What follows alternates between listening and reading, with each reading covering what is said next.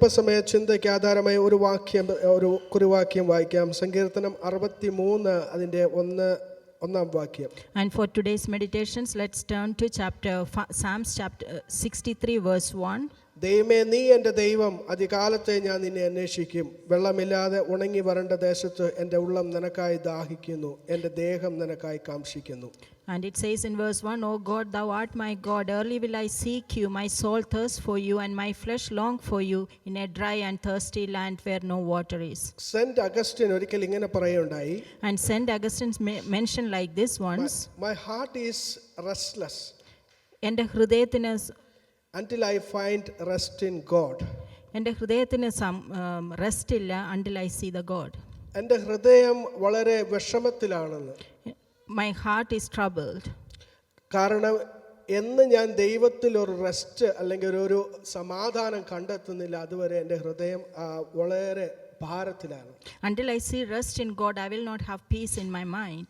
ഇവിടെ സങ്കീർത്തനക്കാരനായിരിക്കുന്ന ദാവീദ് ഇത് പറയുകയാണ്, ദൈവമേ നീ എൻ്റെ ദൈവം, അതികാലത്തെ ഞാൻ നിന്നെ അന്വേഷിക്കും. And through this psalm, David is saying that Lord, you are my God, and I will seek you early morning. ഇന്ന് ഞാൻ പറയാൻ ഉദ്ദേശിക്കുന്ന എൻ്റെ പ്രസംഗ വിഷയത്തിൻ്റെ ടോപ്പിക് എന്ന് പറയുന്നത് Lord I need you. And for the meditation, the actual topic I want to talk about is Lord, I need you. ദൈവമേ എനിക്ക് നിന്നെ വേണം. Lord, I need you. ദൈവമേ എനിക്ക് നിന്നെ വേണം. Lord, I need you. ഇവിടെ നമുക്ക് കാണുവാൻ കഴിയുന്നത് ദാവീദ് തൻ്റെ ജീവിതത്തിലെ പ്രതിസന്ധിയിലൂടെ കടന്നു പോകുന്ന ഒരു കാലഘട്ടത്തിലാണ് ഈ സങ്കീർത്തനം എഴുതിയിരിക്കുന്നത്. And this psalm was written by David when he was going through a difficult situation. അവിടെ അവൻ യഹൂദ മരുഭൂമിയിൽ ഇരിക്കുന്ന കാലത്ത് ചമച്ചു എന്നാണ് അവിടെ എഴുതിയിരിക്കുന്നത്. And it is written there that when he was sitting in a dry land or desert, he had written this psalm. അഭിഷേകം ലഭിച്ച രാജസന്നിധിയിൽ ഇരിക്കേണ്ടുന്ന ദാവീദ് മരുഭൂമിയിൽ ഇരിക്കുകയാണ്. And he actually got the anointing and he was supposed to be in the throne of the king, but he is now sitting in the wilderness. അതിന്റെ പശ്ചാത്തലമൊക്കെ നമ്മൾ വായിക്കുമ്പോൾ 1 ശമൂവേൽ 22 അധ്യായം 23 അധ്യായത്തിലൊക്കെയാണ് നമുക്ക് അതിനെ ആ പശ്ചാത്തലം കാണുവാൻ ഇടയാവുന്നത്. And you can see the background of this psalm is in 1 Samuel chapter 22 and 23. അത് ഹല്ലേലൂയ, താൻ ശൗലിനെ പേടിച്ച് ഓടിക്കൊണ്ടിരുന്ന സമയത്താണ് ഈ സങ്കീർത്തനം രചിച്ചത്. And when this psalm was written is when he was actually fleeing away from Saul. Saul എന്തിനാണ് ദാവീദിനെ കൊല്ലാനായി ഹല്ലേലൂയ തന്റെ പിറകെ നടന്നത്? Why Saul was after David to kill him? കാരണം ശൗലിന് ശേഷം രാജാവായി വാഴേണ്ടത് ദാവീദാണ്. Because Saul knew that after Saul, David is going to become the king. അത് മാത്രമല്ല, ജനങ്ങളുടെ ഇടയിൽ ശൗലിനെക്കാളും ദാവീദിനെ കുറിച്ചാണ് പാടുന്നതും പുകഴ്ത്തലും ഒക്കെ Saul കേൾക്കുവാനിടയായി. And other than that, David was most famous amongst the people in his kingdom. ആ കാലഘട്ടത്തിൽ ജീവനം കൊണ്ട് ഓടുന്ന ഒരു ദാവീദിനെ നമുക്ക് ഹല്ലേലൂയ കാണുവാൻ കഴിയും. And through this psalm we can see a David who is fleeing away from Saul for his life. Jeevan hallelujah നഷ്ടപ്പെടുന്ന ഒരു അവസ്ഥയിലൂടെ കടന്നു പോകുന്ന ഒരു ദാവീദിനെയാണ് നമുക്ക് അവിടെ കാണുന്നത്. What we can see is David is actually feared for his life. മരണഭയത്തെ ഹല്ലേലൂയ ഏറിക്കൊണ്ട് നടക്കുന്ന ഒരു ദാവീദിനെ നമുക്ക് കാണുവാൻ കഴിയും. Here we can see a David who is actually scared of his death. പക്ഷേ ഇവിടെ ദാവീദ് ഹല്ലേലൂയ ഈ സമയത്ത് പറയുന്നത്, ദൈവമേ നീ എൻ്റെ ദൈവം. And at this time also what David is saying that Lord, you are my God. ദാവീദിനെ നിലനിർത്തിയത് ഏത് പ്രതിസന്ധിയിലും അവന്റെ ദൈവം ആരെന്നുള്ള തിരിച്ചുള്ള ബോധ്യം ദാവീദിനുണ്ടായിരുന്നു. അതാണ് ദാവീദിനെ ആ പ്രതിസന്ധിയിലൂടെയൊക്കെ നിർത്തിയത്. And whenever David used to go through the difficult situation, what used to sustain him was that his knowledge about the Lord, saying that he is the one who can take care of him. പലപ്പോഴും നമ്മുടെ ജീവിതത്തിലെ പ്രതിസന്ധികൾ കടന്നു വരുമ്പോൾ നമ്മുടെ ദൈവം ആരെന്ന് പോലും നമ്മൾ മറന്നു പോകാറുണ്ട്. And most of the time when there are difficult situations in our life, most of the time we forget what our Lord is. ഇവിടെ ദാവീദ് തന്റെ തീരുമാനത്തെ കുറിച്ച് ഹല്ലേലൂയ ദൃഢനിശ്ചയത്തോടെ അഫേം ചെയ്യുവാണ്, നീയാണ് എൻ്റെ ദൈവം. And David here, he was very firm in his decision and he used to say that Lord, you are my God. അവിടെ പറയാതെ ഒരു കാര്യം പറയുന്നുണ്ട്. And without even saying, he says something there. സുഖമായി കാട്ടിൽ ജീവിച്ചതാണ്. So he was living in a very good way. ഒരു ശല്യവും ഇല്ലാതെ ആടിനെ മേയിച്ച് നടന്നതാണ്. And he was in the forest. He was actually a shepherd and he didn't have any problem in the early life. ആ സമയത്തൊക്കെ നിനക്ക് പാടുവാനും ആരാധിക്കുവാനും ഒക്കെ എനിക്ക് അവസരമുണ്ടായിരുന്നു. And that time when I had no problem in my life, I could even sing and hymns and praise the Lord. അപ്പനും അമ്മയും എന്നെ എൻ്റെ സഹോദരങ്ങളൊക്കെ എന്നെ വിട്ടിരുന്നാലും നീ വിടാതെ എന്നെ ആ ലൈഫിൽ എന്നെ നടത്തിയല്ലോ. And David used to say that although his parents and his brothers forsook him, but Lord was with him to take care of him. എന്ന് അഭിഷേകം തലയിൽ വീണോ അന്നോട്ട് ഞാൻ ജീവനം കൊണ്ട് ഓടുകയെന്ന് പറയുക. But David said that when the anointing actually fell on his head, from that day he is actually fleeing for his life. Praise the Lord. Amen. അല്ലേ?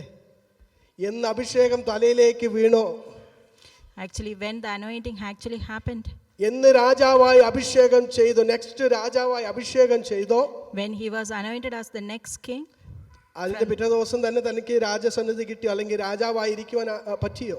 and from that time onwards, it's supposed to be he's supposed to be the king from that moment, but he wasn't a king. ഇല്ല, രാജാവിന്റെ അഭിഷേകം പേറി ജീവന്റെ ഭയത്തിൽ ഓടുന്ന ഒരു ദാവീദിനെ നമുക്ക് കാണാം. Now, you are actually seeing is a David who is actually having the anointing on his head as a king, but he is fleeing for his life. അത് പറയാതെ പറഞ്ഞു പോയൊരു കാര്യം, എങ്കിലും നീ എൻ്റെ ദൈവമാണെന്നാണ് പറയുന്നത്. Although he was mentioning this, although he is not mentioning about this, but we can see that there, and he is saying that Lord, you are my God. എൻ്റെ ജീവൻ നഷ്ടപ്പെട്ടാലും നിന്നെ ഞാൻ കൈവിടുവാൻ ആഗ്രഹിക്കുന്നില്ല എന്ന് ദാവീദ് അവിടെ പറയുകയാണ്. What David actually meant is, even if I lose my life, Lord, you are my God. സിംഹങ്ങളെ അല്ലെങ്കിൽ കാട്ടുമൃഗങ്ങളൊക്കെ കടന്നു വന്നപ്പോൾ അതിനെ അല്ലെങ്കിൽ കൊല്ലുവാനൊക്കെ ദൈവം സഹായിച്ചതൊക്കെ ദാവീദിന് ഓർമ്മയുണ്ട്. David knows that when he was in the forest in his early days, he has got the attacks from the wild animals, but he could kill them. ആ ബലവും ആ ശക്തി എവിടെ പോയി എന്ന് ദാവീദിന് പോലും ചിലപ്പോൾ ചിന്തിച്ചിട്ടുണ്ടാവും. David might be thinking, where is my strength and my power when once I could kill the wild beast? പക്ഷേ അവസ്ഥ അങ്ങനെയാണ്, ദാവീദിന് ഒന്നും ചെയ്യാൻ കഴിയുന്നില്ല. But now in this situation, he couldn't do anything. ഇങ്ങനെയൊക്കെയാണ് നമ്മുടെ ജീവിതത്തിന്റെ ഓരോ പ്രതിസന്ധിയിലൂടെ നമ്മൾ കടന്നു പോകുമ്പോൾ, And the same way we also go through in our life this kind of difficult situations. ചെയ്യാൻ കഴിയാത്ത ചില അവസരങ്ങൾ ഇവിടെ എഴുതിയിരിക്കുന്ന ഗുഹയിൽ ഒളിച്ചിരുന്ന ദാവീദിനെ നമുക്ക് കാണാൻ കഴിയും. There are situations where we can do nothing. Here David actually is hiding in a cave. ഈ മരുഭൂമിയിൽ ഇങ്ങനെ ഒളിച്ചു പാർക്കുന്ന തന്റെ ജീവനം കൊണ്ട് ഓടുന്ന ദാവീദിനെ നമുക്ക് കാണാം. Here we can see a David who is fleeing in the desert land. ഒന്നും പറയാതെ, ഒന്നും ചെയ്യാതെ, ഒന്നും ചെയ്യാൻ കഴിയാതെ നിസ്സഹായനായി നിൽക്കുന്ന ദാവീദിനെ നമുക്ക് കാണാൻ കഴിയും. And we can see a David who is a helpless man who can do nothing. ആ സമയത്തും അവൻ പറയാണ്, നീയാണ് എൻ്റെ ദൈവം. At that time also, what David is saying, that Lord, you are my God. രണ്ടാമതായിട്ട് പറയുന്നത്, അധികാലത്തെ ഞാൻ എന്ത് ചെയ്യും? And secondly, what he is saying, that early morning I'll seek you. ഈ രാത്രിയിലെല്ലാം ഉറങ്ങിക്കഴിഞ്ഞ് നമ്മൾ നല്ലതായിട്ട് ഉറങ്ങുന്നവരാണ്. Praise the Lord. And we all sleep in the night. 7, 8, 9 മണിക്കൂർ നമ്മൾ പോലും അറിയുന്നില്ല നമ്മൾ ഏത് അവസ്ഥയിലാണെന്ന്. And during the sleep time, for that 7 hours or 8 hours or 9 hours, we don't know what we are doing. ഈ ഉറക്കത്തിൽ നിന്ന് എഴുന്നേൽക്കുമോന്ന് പോലും നമുക്കറിയത്തില്ല. And whenever we get up from our sleep, we may not know what we are doing. അങ്ങനെ പോലും നമുക്ക് ചിന്തയുണ്ട്, ഞാൻ കിടന്നുറങ്ങി കഴിഞ്ഞാൽ എഴുന്നേൽക്കുമോ എന്ന് പോലും. നമുക്ക് എഴുന്നേൽക്കാൻ പറ്റിയില്ലെങ്കിൽ എന്ത് ചെയ്യും? Sometimes you may not know you will wake up from your sleep. ഞാൻ പറയുന്നത് മനസ്സിലാവുന്നുണ്ടോ? നമ്മൾ അത്രയ്ക്കും ഡീപ് സ്ലീപ്പിൽ എവിടാന്ന് പോലും അറിയത്തില്ല. And in our deep sleep like that, we don't know where we are. ഈ ഉറക്കത്തിൽ ഞാൻ ആദ്യം എഴുന്നേൽക്കുമ്പോൾ തിരയുന്നത് നിന്നെയാണ്. And what David is saying, that when I get up from my deep sleep, the first thing I look for is you. എന്തിനാ എന്നെ ഇന്ന് വിടുവിക്കാനല്ല. And why he is looking for him? ദൈവമേ, അധികാലത്ത് ഞാൻ നിന്നെ അന്വേഷിക്കുമെന്ന് പറയുന്നത്. And he says that I seek you. അത് price the Lord. എന്താ? വെള്ളമില്ലാതെ ഉണങ്ങി വരണ്ട ദേശത്ത് എൻ്റെ ഉള്ളം എപ്പോഴും യഹോവയ്ക്കായി, ദൈവത്തിനായി കാംക്ഷിക്കുന്നു. Why he seek you? Because his soul always thirsts for the Lord, and his flesh longed for him. എപ്പോഴും ഒരു ദാഹം തന്റെ അകത്തുണ്ട്. Because he had that thirstiness every time in his heart. നമുക്ക് ദാഹമുള്ളത് ദൈവത്തിൽ നിന്ന് പ്രാപിക്കാനുള്ള അനുഗ്രഹത്തിന് വേണ്ടി. Normally we are thirsty for the blessings that we receive from the Lord. ദൈവസന്നിധിയിൽ നമ്മൾ കടന്നു വരുന്നത് എന്ത് ലഭിക്കുമെന്നുള്ള ആ ഒരു ചിന്തയോടുകൂടി. Most of the time we come to the presence of the Lord thinking that what blessings we can get from the Lord. ദൈവസന്നിധിയിൽ നമ്മൾ കൊണ്ടുവരുന്നത് നമ്മുടെ പ്രാർത്ഥനാ വിഷയങ്ങളും നമ്മുടെ പ്രതിസന്ധികളും നമ്മുടെ പ്രയാസങ്ങളും നമ്മുടെ കഷ്ടങ്ങളും നമ്മുടെ രോഗങ്ങളും ഭാഗങ്ങളുമെല്ലാം And the time when you come to the Lord's presence, you normally bring a list of your prayer topics like your hardships and your sickness and whatever healings or blessings you need from the Lord. പ്രാർത്ഥിക്കാൻ പറയുമ്പോഴേ നമ്മുടെ ലിസ്റ്റുകളുടെ ഒരു വലിയ നിര തന്നെ നമുക്കുണ്ടാകും. And when you are told to pray, you will have a long list for the needs from the Lord. ഇന്ന് ഞാൻ നിങ്ങളോട് ചോദിക്കുന്നത്, നിങ്ങൾക്ക് എത്ര പേര് പറയാൻ കഴിയും ദൈവമേ എനിക്ക് നിന്നെ വേണമെന്ന്? But how many of you today can say that, Lord, I want you? നിന്റെ അനുഗ്രഹങ്ങളല്ല എനിക്ക് നിന്നെ വേണം. Not your blessings, I need yourself. Blessings ദൈവം തരും, അത് ഹല്ലേലൂയ, അതിന്റെ പുറകെ പോകേണ്ട ആവശ്യമില്ല. We know that the Lord will give the blessings and we don't need to run after the ഇവിടെ blessings. ദാവീദിന്റെ ജീവിതത്തിൽ അത് തന്നെയാണ് സംഭവിച്ചത്. പ്രതിസന്ധികൾ ഒരുപാട് മുമ്പിലുണ്ട്. And in David's life also it happened in the same way. There were a lot of difficult situations in front of him. താൻ അനുഭവിക്കുന്ന വേദനകളും പ്രയാസങ്ങളും ഒരുപാട് മുമ്പിലുണ്ട്. And he had a lot of oppositions and pains in front of him. പക്ഷെ താൻ അതൊന്നും അല്ല ഫോക്കസ് ചെയ്യുന്നത്. But he is not focusing on any of his problems. തന്റെ ആഗ്രഹം പറയാണ്, എന്റെ ഉള്ളം നിനക്കായി ദാഹിക്കുകയാണ്, എനിക്ക് നിന്നെ വേണം. But what his desire is not on this list of problems, but what he wants is, Lord. Praise the Lord. I need you. Lord, I need you. I want you. And what he says that, Lord, I എനിക്ക് need നിന്നെ you. വേണം. Lord, I want you. അങ്ങനെയാണ് ദാവീദ് ഇവിടെ പറയുന്നത്. Praise the That Lord. is what that's what David says here. നമ്മളിൽ പലരും ദൈവത്തിൽ നിന്ന് എന്തെങ്കിലും ലഭിക്കുമോ എന്ന ചിന്തയോടുകൂടെയാണ് ദൈവസന്നിധിയിൽ കടന്നു വരുന്നത്. And most of us, we come to the presence of the Lord thinking that what kind of blessings we can get from the Lord. ദൈവവചനത്തിൽ അനേക ഉദാഹരണങ്ങളുണ്ട്. And there are a lot of examples in the word of God. നമുക്കറിയാം യോഹന്നാന്റെ സുവിശേഷം 15-ാം അധ്യായം 5-ാം വാക്യം വായിച്ചാട്ടെ. എന്തുകൊണ്ടാണ് ദൈവത്തിന്റെ വചനം പറയുന്നത് ദൈവത്തെ തന്നെ വേണമെന്ന് നിങ്ങൾ പറയേണ്ടത്? So if we turn to John chapter 15 verse 5, we can അവിടെ see യോഹന്നാന്റെ സുവിശേഷം 15-ാം അധ്യായം 5-ാം വാക്യത്തിൽ പറയുന്നു, എന്നെ പിരിഞ്ഞ് നിങ്ങൾക്കൊന്നും ചെയ്യാൻ കഴിയത്തില്ല. and what it says here there that without the Lord we can do nothing. രണ്ടാമത്തെ ഭാഗം എന്ന് പറയുന്നത് എന്നെ പിരിഞ്ഞ് നിങ്ങൾക്കൊന്നും ചെയ്യാൻ. And in second part of that verse we can say that for without me you can do nothing. ദാവീദിന് ഒരു കാര്യം മനസ്സിലായി, David knew one thing. ദൈവത്തെ പിരിഞ്ഞ് ഒന്നും എനിക്ക് ചെയ്യാൻ പറ്റത്തില്ല. He knew that he can do nothing without the Lord. അഭിഷേകം തലയിൽ ഉള്ളതുകൊണ്ട് എനിക്ക് ശക്തിയൊന്നുമില്ല. Although he has the anointing on his head, it doesn't mean that he got the power. ഈ അഭിഷേകം എൻ്റെ തലയിൽ ഉള്ളതുകൊണ്ട് മറ്റുള്ളവർ എന്നെ അംഗീകരിക്കണമെന്നില്ല. Although he has the anointing on his head, it doesn't mean that the others are going to accept him. എനിക്ക് എന്തെങ്കിലും ആകണമെങ്കിൽ ദൈവം എൻ്റെ കൂടെ വേണം. If I have to be something, then the Lord should be with me. അഭിഷേകം തന്ന ദൈവം എൻ്റെ കൂടെ വേണം. The Lord who had given me the anointing, he has to be with me. അവിടെ അല്ലല്ലേ ഒരു ഉദാഹരണം പറഞ്ഞാണ് യോഹന്നാന്റെ സുവിശേഷം 15-ാം അധ്യായത്തിൽ ഒരു ഉദാഹരണം പറഞ്ഞാണ് കർത്താവ് അത് പറയുന്നത്. And in John chapter 15 we can see an example that the Lord had ഒരു said. മുന്തിരിവള്ളിയും കൊമ്പിനെയും കുറിച്ചാണ് അവിടെ പറയുന്നത്. And it says about the vine and the branches there. ഒരുത്തൻ എന്നിലും ഞാൻ അവനിലും വസിക്കുന്നുവെങ്കിൽ അവൻ വളരെ ഫലം കായ്ക്കും. And it says that if someone who abides in me and I in him, then they will bring much fruit. ഞാനും നിങ്ങളും ഒക്കെ ഫലം കായ്ക്കണമെങ്കിൽ ക്രിസ്തുവിൽ നിൽക്കണം.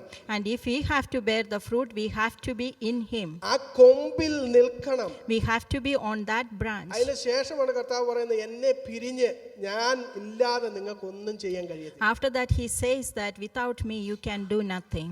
ഇത് മനസ്സിലാക്കിയ അനേക ഭക്തന്മാരെ നമുക്ക് വചനത്തിലൂടെ കാണാൻ കഴിയും. And we can see so many people in the Bible who understood this mystery. അതിലൊരു ഭക്തനാണ് ദാവീദ്. And one of them was David.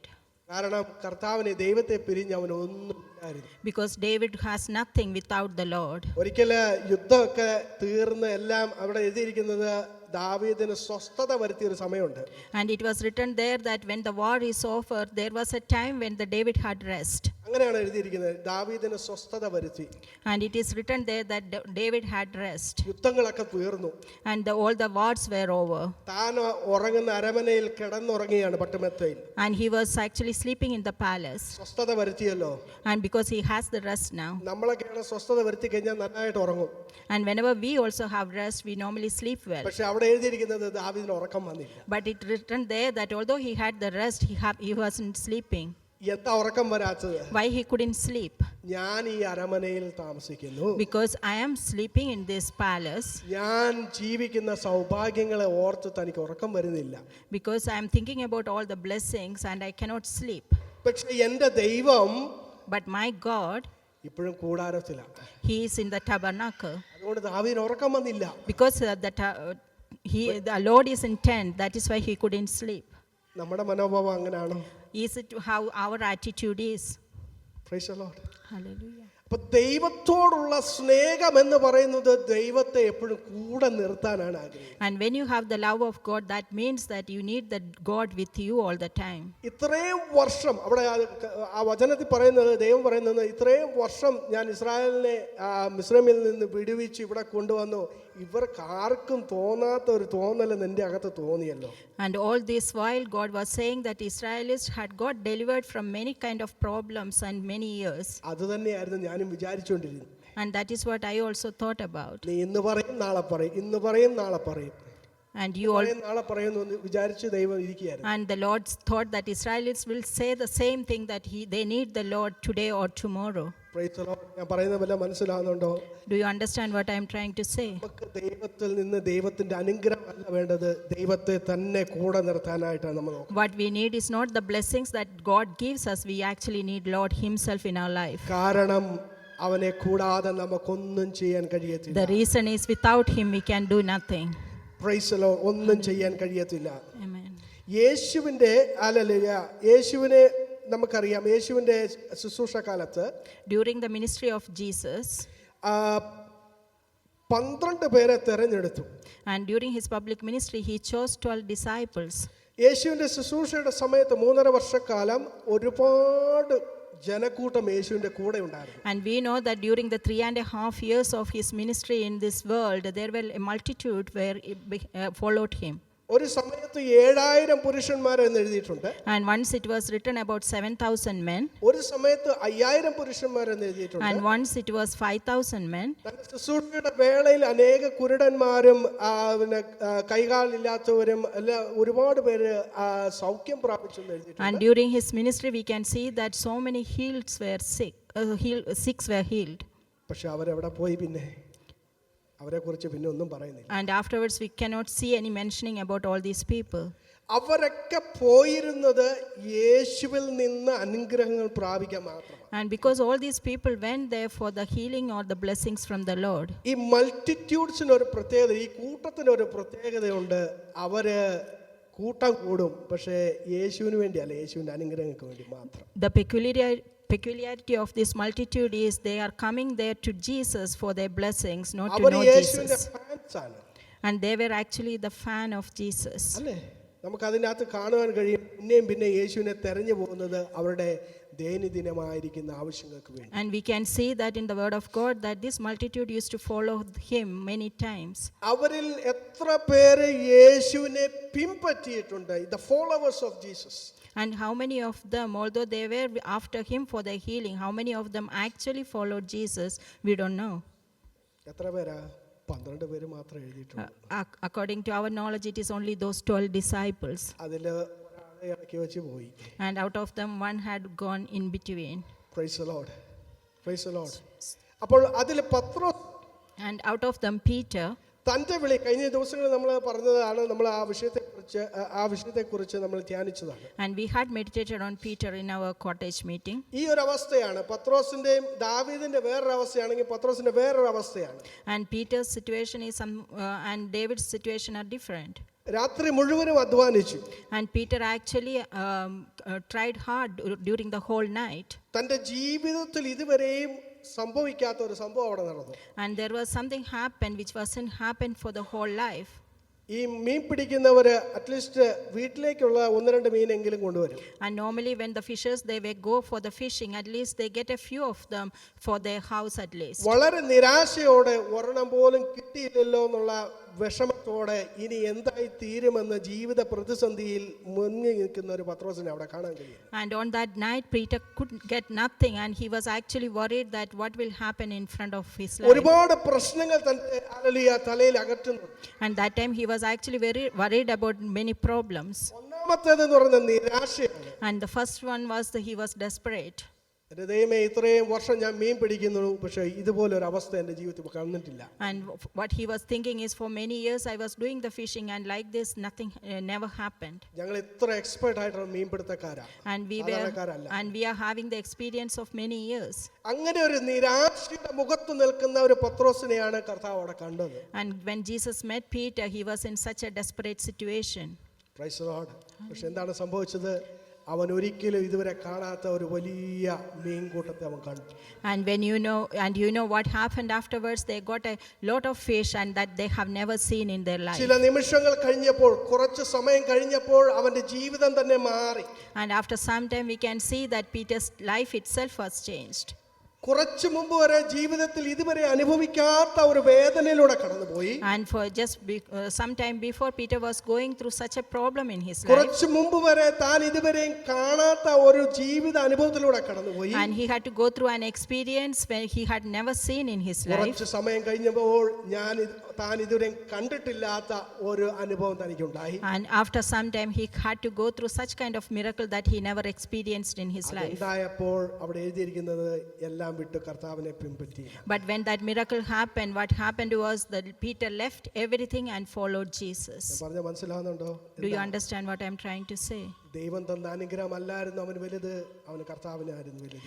And what Peter understood, that it is not the blessings that the Lord had given is not great, it is that Lord himself is great. പത്രോസിന് ദൈവം കൊടുത്ത അനുഗ്രഹം അല്ലായിരുന്നു വലുത്, പത്രോസിന് കർത്താവ് തന്നെയായിരുന്നു വലുത്. And for Peter, the blessings are not the one which he wanted, actually he wanted Jesus himself. താൻ ഇതുവരെയും കണ്ടിട്ടില്ലാത്ത തൻ്റെ പ്രശ്നങ്ങൾക്കെല്ലാം ഹല്ലേലൂയ പ്രതിവിധിയായിരിക്കുന്ന ഒരു അനുഗ്രഹം മുന്നിൽ കണ്ടിട്ട് താൻ അത് അവിടെ വിട്ടിട്ട് പോയി എന്ന് എഴുതിയിരിക്കുന്നു. And Peter saw a blessing which will be a remedy for all his life problems, but he left that and he followed Jesus. കാരണം എന്താ? Priority was Jesus. Because the reason is Peter gave the priority for Jesus. എനിക്കും നിങ്ങൾക്കും ഒരുപാട് കാര്യങ്ങൾ ജീവിതത്തിന്റെ മുമ്പിലുണ്ട്. And for me and you, there are a lot of things in front of our life. അത് hallelujah പൗലോസിനെ പോലെ കഴിഞ്ഞ ദിവസം പറഞ്ഞു, എനിക്കിതെല്ലാം ലാഭമാണ്. Price the Lord. And Paul once said that all the things that I am seeing are gain for me. എനിക്ക് എൻ്റെ ജോലി ലാഭമാണ്, എൻ്റെ കുടുംബം ലാഭമാണ്, എൻ്റെ ജോലി ലാഭമാണ്. I have my job and I have my family, everything is a gain.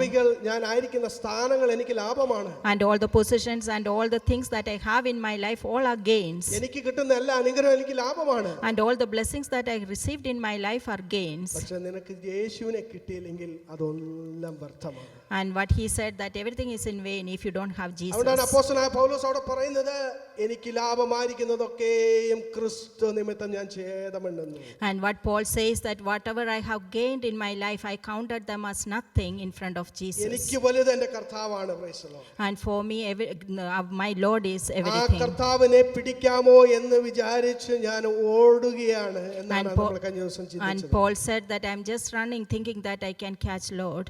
Hallelujah. പിന്നെ നമുക്ക് ഹല്ലേലൂയ അനേക ഉദാഹരണങ്ങൾ കാണുവാൻ കഴിയും. And we can see many examples like this in the Bible. മോശയുടെ ജീവിതത്തെക്കുറിച്ച് പുതിയ നിയമത്തിൽ പറയുന്നു, പഴയ നിയമത്തിൽ അതിനെ കാണാൻ കഴിയത്തില്ല. And about Moses, what is written in our New Testament. എബ്രായ ലേഖനം 11-ാം അധ്യായം 26-ാം വാക്യത്തിൽ പറയുന്നു, ക്രിസ്തുവിന്റെ നിന്ന സഹിക്കുന്ന ഒരു മോശേനെ കാണുന്നു. And in Hebrews chapter 11 verse 26 we can see that there is Moses actually getting the rejection for Christ. മിസ്രൈമിന്റെ വലിയ ഒരു ധനം തന്റെ മുമ്പിലുണ്ട്. And he had a lot of blessings from Egypt. മിസ്രൈമിന്റെ വലിയൊരു പദവി, അടുത്ത രാജാവാകേണ്ട വ്യക്തിയാണ്. And we know that Moses had a big blessings and great riches from Egypt. രാജാവായില്ലേലും പ്രശ്നമില്ല, ആ കാലഘട്ടത്തിലെ ഏറ്റവും ധനികമായിരിക്കുന്ന ഒരു country. And he could be the next king, and also he is a very rich man. He was a very rich man. ഞാൻ മിസ്രൈമിൽ പോയപ്പോൾ കണ്ടതാണ്, അവരൊക്കെ ഉണ്ടാക്കി വെച്ച സ്വർണം കൊണ്ട് ഉണ്ടാക്കി വെച്ചേക്കുന്ന ഓരോരോ കാര്യങ്ങൾ. And when I went to Egypt, I have seen lot of things they have made out of gold. അത്രയ്ക്കും ധനസമ്പന്നമായിരിക്കുന്ന ഒരു രാജ്യത്തിന്റെ അടുത്ത സ്ഥാനത്തിലേക്ക് കടന്നു വരേണ്ടുന്ന വ്യക്തി. And Egypt had such great riches, and Moses is supposed to be the next king. അവിടെ എഴുതിയിരിക്കുന്നത് മിസ്രൈമിലെ നിക്ഷേപങ്ങൾ ഒരുപാടാണ്. And in what is written there in 11:26 is there says that there is greater riches or treasures in Egypt. ഇപ്പോഴും അതിന്റെ നിക്ഷേപങ്ങൾ മുഴുവൻ അടിയിൽ കിടക്കുകയാണ്, ഭൂമിക്കടിയിൽ. And now also all these treasures you can see under the earth in Egypt. ഇപ്പോഴും കിടക്കുകയാണ്, അത് എടുക്കാൻ പറ്റുന്നില്ല. And because there are loads and people cannot actually take them out. അത് എടുത്തതിൻ്റെ ഒക്കെയാണ് നമ്മൾ ഈ കാണുന്നത് ഇപ്പോഴുള്ളത്.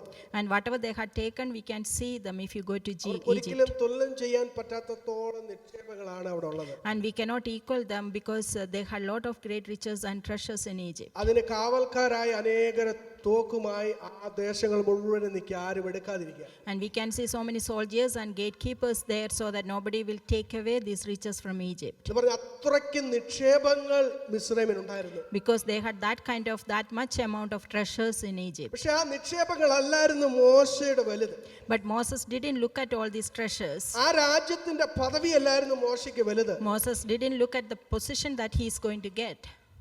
ക്രിസ്തുവിന്റെ നിന്ന തിരഞ്ഞെടുക്കുകയാണ് ചെയ്തത്. But he wanted the reproach of Christ. നമുക്കത് പഴയ നിയമത്തിൽ കാണാൻ കഴിയത്തില്ല, പക്ഷെ പുതിയ നിയമത്തിൽ എഴുതുന്നു ക്രിസ്തുവിന്റെ നിന്നയാണ് മോശ തിരഞ്ഞെടുത്തു. And you can't see this in Old Testament, but in New Testament you can see that Moses actually accepted the reproach of Christ. ഈ ഭക്തന്മാരിൽ നിന്നും നമ്മളുമായുള്ള വ്യത്യാസം എന്താണെന്നറിയാമോ?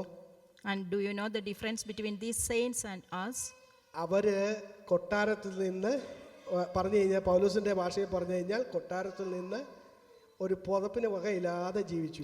If I have to say in terms of Paul, all these saints, whoever we mentioned, they from the palace, they came to in such a poor state that they didn't have even a blanket. നമ്മൾ പുതപ്പിൽ നിന്ന് തുടങ്ങിയപ്പോൾ കൊട്ടാരം വരെ എത്തി.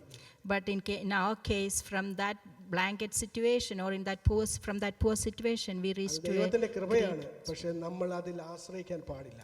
And it might be a reward from the Lord, but we shouldn't be depending on എനിക്ക് it. എൻ്റെ ജീവിതത്തിലെ എല്ലാ സൗഭാഗ്യത്തെക്കാളും വലുത് എൻ്റെ ക്രിസ്തുവാണ് എന്നുള്ള ചിന്ത ഈ ദിവസങ്ങളിൽ നമ്മളെ പരിഗണിക്കണം. And whatever blessings or whatever treasures or you get from the Lord, but you are not going to concentrate on that. You have to say that Christ is my കർത്താവേ, everything. നിന്റെ അനുഗ്രഹങ്ങളെക്കാളും വലുത് എനിക്ക് നിന്നെ തന്നെയാണ്. And Lord, among all these blessings, you are my great thing. അങ്ങനെ ഒരു ചിന്ത വരുമ്പോൾ കർത്താവ് അനുഗ്രഹിച്ചില്ലെങ്കിലും നമുക്ക് പ്രശ്നമില്ല. And when you have that kind of attitude or thinking that even if the Lord doesn't bless you, you won't feel anything. എനിക്ക് പ്രശ്നമില്ല. And if you have that kind of thinking, even if Lord doesn't deliver you, you won't feel anything. അങ്ങനെ ഒരു ദാഹം എപ്പോഴും നമുക്കുണ്ടാകും. But we should have that kind of thirst for us. മാൻ നീർത്തോടുകളിലേക്ക് ദാഹിക്കുന്നത് പോലെ, അല്ല ആ വെള്ളത്തിനായി ദാഹിക്കുന്നത് പോലെ ഒരു ദാഹം ദൈവത്തിന് വേണ്ടി ഉണ്ടാകണം. As the deer panteth for the spring, the same kind of desire or that kind of attitude you should have. ദൈവത്തിന്റെ അനുഗ്രഹങ്ങൾക്ക് വേണ്ടിയുള്ള ദാഹമല്ല, It is not- ദൈവത്തിന് വേണ്ടിയുള്ള ദാഹം. It is not for the blessing, it is for Christ himself. ഒരു ഉദാഹരണം പെട്ടെന്ന് പറഞ്ഞ് ഞാൻ ഇരിക്കും. നമ്മളൊക്കെ പ്രാർത്ഥിക്കുമ്പോൾ നമ്മൾ പ്രാർത്ഥനയിൽ നമ്മൾ ഒരുപാട് കാര്യങ്ങൾ പറയാറുണ്ട്. I want to say an example. When we pray, we normally say a list of things to the Lord. മത്തായിയുടെ സുവിശേഷത്തിൽ കർത്താവ് ഒരു ഉദാഹരണം പറഞ്ഞിട്ടുണ്ട്. And in Matthew, we can see Lord had എൻ്റെ said an 6-ാം example. അധ്യായത്തിൽ പറയുന്നു, ആകയാൽ നാം എന്തു തിന്നും എന്തു കുടിക്കും എന്തു ഉടുക്കും എന്നിങ്ങനെ നിങ്ങൾ വിചാരപ്പെടരുത്. And in chapter 6, we can see that he's saying that don't worry about what you are going to eat, what you are going to wear, and where you are going to stay. ഈ വക ഒക്കെയും ആരന്വേഷിക്കുന്നു? And all these things who actually look for? ജാതികൾ അന്വേഷിക്കുന്നു. These are looked by the Gentiles. എന്ത് തിന്നുമെന്നും എന്ത് ഉടുക്കുമെന്നും എന്ത് കുടിക്കുമെന്നുള്ളത് ജാതികൾ അന്വേഷിക്കുക. And the Gentiles actually seek for what you are going to eat, what you are going to drink, and what you are going to wear. അവരത് അന്വേഷിക്കുന്നതിന്റെ കാരണം അവർക്ക് സ്വർഗസ്ഥനായ പിതാവ് ആരെന്ന് അറിയത്തില്ല. They are seeking for it because they don't know who the heavenly Father is. ഞങ്ങളുടെയൊക്കെ ചെറുപ്പത്തിലെ നമ്മുടെയൊക്കെ പറമ്പ് എന്നൊക്കെ പറയുന്നത് ഒത്തിരി ഏറെ ഉണ്ടായിരുന്നു. And in my young age, back in India, you will have a lot of land. ഞാൻ കൂടുതൽ എൻ്റെ വല്യപ്പൻ്റെയും വല്യമ്മയുടെയും കൂടെ നിന്നാണ് വളർന്നത്. And actually, I have grown up with my grandparents. അപ്പോൾ വല്യപ്പൻ ഒരു കൃഷിക്കാരനായിരുന്നു. And my grandfather was a farmer. ആ വീടിൻ്റെ പരിസരത്തൊക്കെ കൃഷിയൊക്കെ ചെയ്യുമായിരുന്നു. And in the field, we used to do a lot of harvesting. എനിക്ക് സമയം കിട്ടുമ്പോൾ സ്കൂൾ വിട്ട് അപ്പച്ചനെ സഹായിക്കാൻ ഞാൻ ഇറങ്ങും. And after the school, I normally go out in the field to help my grandfather. എപ്പോൾ തൂമ്പാകൊണ്ട് ഇറങ്ങിയാലും അപ്പച്ചൻ പറയും കയറി പോടാന്ന് പറയാത്ത. And when I go to help him, then he used to tell me to go back. കാരണം നീ പോയി പഠിക്കേണ്ട സമയമാണ്. Because he knew that is the time I have to study. Praise the Lord. അല്ല അപ്പച്ച ഞാൻ സഹായിച്ചാലേ ഇന്ന് വീട് ഓടത്തില്ലെന്ന് പറഞ്ഞ കാര്യം നടക്കും. And that time I cannot say that without me helping it, this harvest won't happen. ഞാൻ പറയുന്നത് മനസ്സിലാവുന്നുണ്ടോ? Do you understand what I'm trying to എൻ്റെ say? അപ്പൻ അറിയാം എനിക്ക് എന്താ വേണ്ടതെന്ന്. And my father knows what I should do.